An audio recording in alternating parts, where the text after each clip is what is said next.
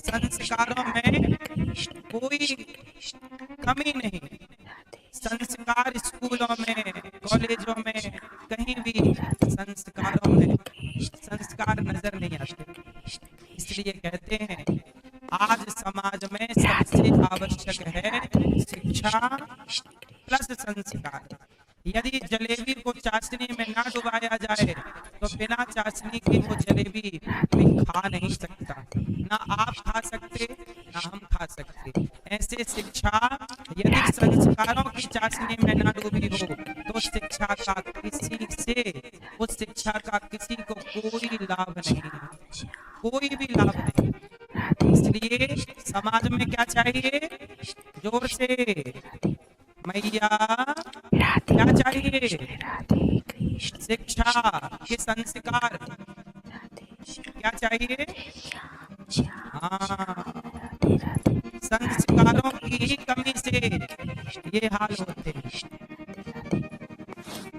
संस्कार इसलिए जरूरी है, अपने बेटी को, अपने बेटे को जरूर दीजिए।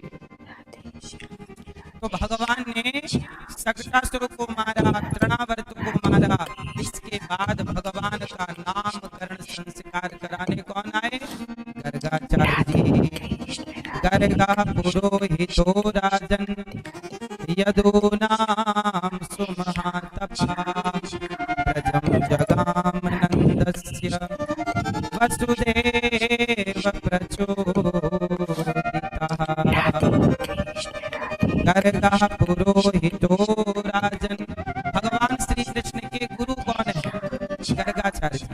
गर्गाचार्य जी आए और वसुदेव नंद बाबा ने कहा कि सुनो गुरु जी, हमारे बेटे का जरा भविष्य बताओ, क्योंकि संकट बड़े बड़े, पूतना आ गई, शक्टासुर आ गया, तृणावर्त आ गया, बिना बात के ये सब व्यवधान आ गए, क्या करूं? तब कहा कि आप बताओ नाम क्या है, उसके अकॉर्डिंग हम इनकी कुंडली बनाएंगे।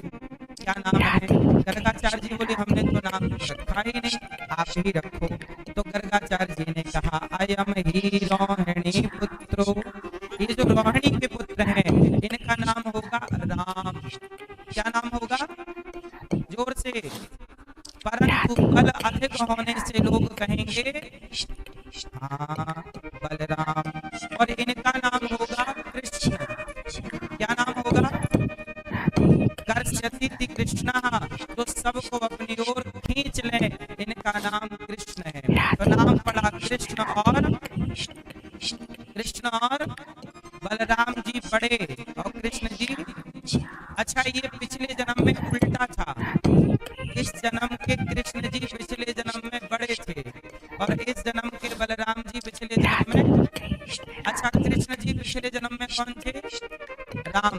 और बलराम जी पिछले जन्म में कौन थे?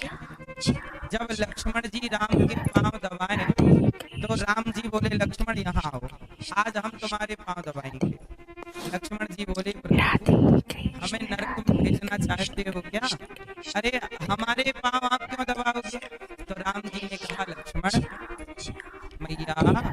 राम जी ने क्या बोला? लक्ष्मण तुम बहुत थक गए हो, तुम बहुत, तुम्हारे पांव में चोट लगी है, लाओ मैं पांव के कांटे निकाल दूं और जरा तुम्हारे पांव को दबा दूं। राम जी बोले लक्ष्मण लाओ पांव दबाओ तुम्हारे। तुम मेरे तो दबाते हो, तुम्हें भी तो दर्द होगा, तुम भी तो नंगे पैर चल रहे हो, तुम्हें भी तो पीड़ा हो रही होगी।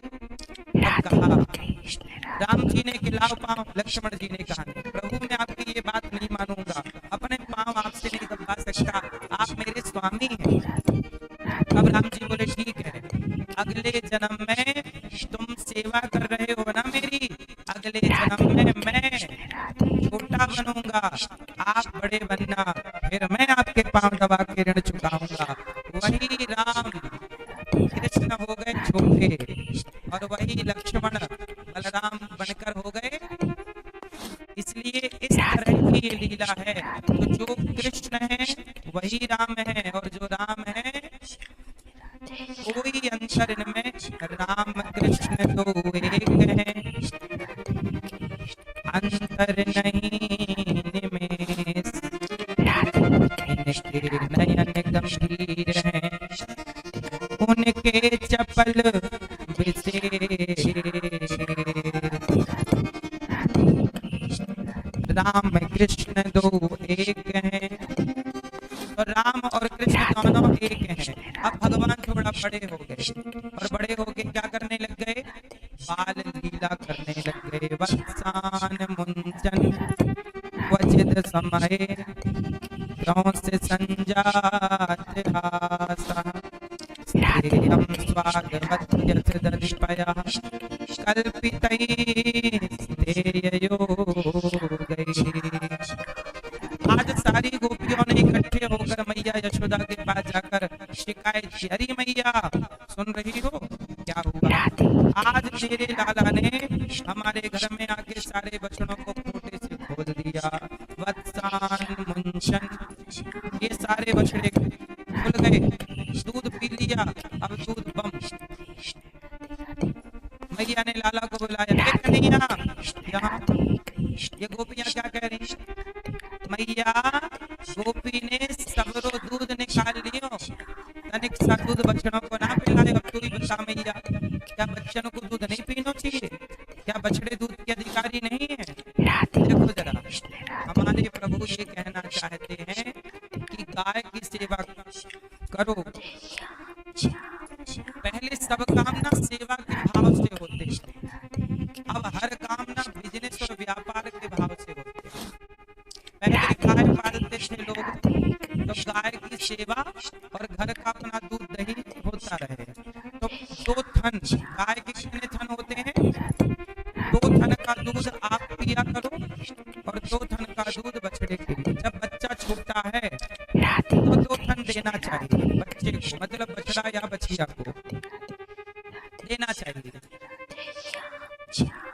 गौरी गोपाल गौशाला में हमारी गैया बंधती ही नहीं है, बछड़े बछिया गाय के पास ही रहते हैं, अपना दूध पीते रहते हैं।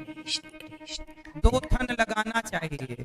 2 थन गाय की सेवा करने वाले का भी अधिकार होता। गाय के 2 बच्चे हैं, एक उसका बछड़ा और एक उसका वो जो उसको चराता है, जो उसकी सेवा करता है, वो भी गाय का क्या है, बच्चा। इसलिए गाय को माता कहा जाता है। हे माता, तू अपने बच्चे को भी दूध पिला और मुझे भी दूध पिला। इसलिए गाय अपने बच्चे को भी दूध पिलाती है और हमें और आपको भी दूध पिलाती है। तो गाय के 2 बच्चे हैं, जो पालता है सेवा करता है, वो भी गाय का कौन है? इसलिए ना गाय को माता कहते हैं। गावो विश्वस्य मातरः, गाय सबकी माता। इस तरह से गाय की सेवा करनी चाहिए, 2 थन लगाना चाहिए और 2 थन बच्चे को पिलाना चाहिए। बच्चा बड़ा हो जाए, जब चारा भूसा खाने लग जाए, बड़ा हो जाए, अन्य चीजों पर निर्भर हो जाए, तब फिर आप 3 थन लेकर 1 थन का दूध फिर भी आखिरी तक बच्चे को पिलाते। बच्चे का अधिकार है गाय के दूध पर। अब यहाँ पर कुछ लोग कहते हैं कि सारा दूध बच्चे को पिलाना चाहिए, आप लोगों को नहीं पीना चाहिए। जरा सोचिए कि यदि दूध आप नहीं पिएंगे, यदि दूध के लालच से ही कोई घर में गाय रखा है और वो दूध भी नहीं पिएगा, तो बिना स्वार्थ के फिर लोग गाय की सेवा कैसे करेंगे? इसलिए थोड़ा स्वार्थ भी जरूरी है, क्योंकि स्वार्थ से व्यवस्था बनती है। स्वार्थ से क्या बनती है? जोर से भाई, आपने घर में गैया रखी तो लालच है ना कि दूध मिलेगा। यदि वो लालच भी ना होता तो आप घर में गैया क्यों रखते? तो इस स्वार्थ के ही भरोसे कम से कम गौ सेवा तो हो रही है, वरना वो सड़क पे घूमती, कसाई पकड़ के ले जाता, मार डालता। तो इस बहाने कम से कम गाय को सहारा मिल गया। तो गाय का दूध बच्चे को भी पिलाना चाहिए और स्वयं को भी पीना चाहिए। जो लोग कहते हैं कि गाय, हाँ, अब सुनो, अब नेचुरल क्या था? नेचुरल ये है जब गैया, अच्छा शास्त्रों में एक बात और लिखी है, जैसे कई बार गाय का बच्चा मर जाता है। गाय का बच्चा क्या होता है? किसी कारण बस गाय का बच्चा, तो जिस गाय का बच्चा मर जाए उस गाय का दूध नहीं निकालना चाहिए। यदि कोई दूसरा बच्चा है किसी गाय का, उसे आप पिलाना चाहें पिलाओ, पर जिस गाय का बच्चा मर चुका है, छोटा बछिया या बछड़ा, उस गाय का दूध नहीं पीना चाहिए। अच्छा, आजकल क्या होता है, बाजार में जो दूध मिलता है ना, वो गाय का नहीं होता, वो भैंस का होता है या फिर जर्सी का होता है। नेचुरल गाय का दूध तो बाजार में आपको मिलेगा ही नहीं। अब मैं आपको एक फैक्ट बताता हूँ, जो भैंसों का दूध होता है, तो जो भैंस डेयरी का काम करते हैं, तो वहाँ यदि भैंस को जो उसका, भैंस में भी जैसे भैंसिया हो गई, छोटी बढ़िया, मतलब माता स्त्री, यदि स्त्री हो गई, बछिया बछड़ा बछिया हो गई, भैंस के पड़िया हो गई, तब तो लोग रखते हैं कि भैंसी है।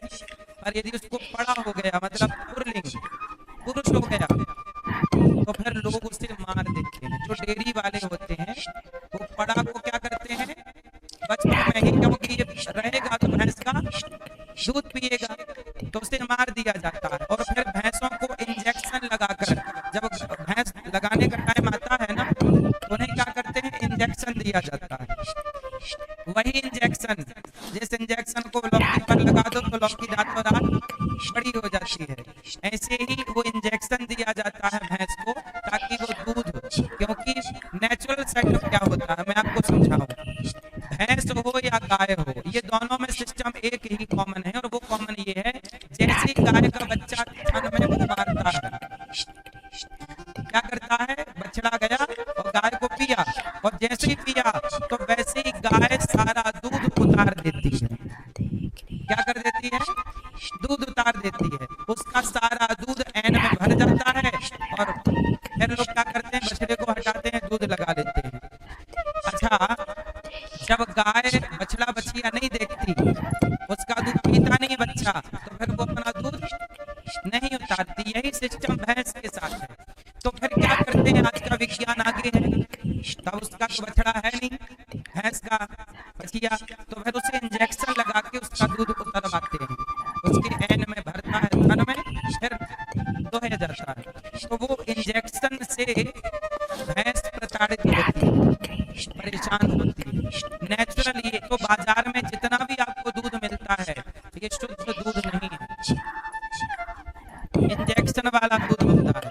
नेचुरल दूध क्या होता है कि आप अपने घर पे गैया लाओ, अपने घर पे गाय रखो, या भैंस भी रख सकते हैं। भैंस का दूध भी पीने योग्य है, गाय का दूध सर्वश्रेष्ठ है, पर भैंस का भी ठीक है। तो गाय भैंस आपके घर में एक एक तो कम से कम हो गाय, और गाय हो तो नेचुरल दूध मिलेगी, 2 थन बच्चा पिएगा बिना इंजेक्शन के, और वो आप पीना, आपका घी दूध घर का, बाजार के दूध दही से बचो।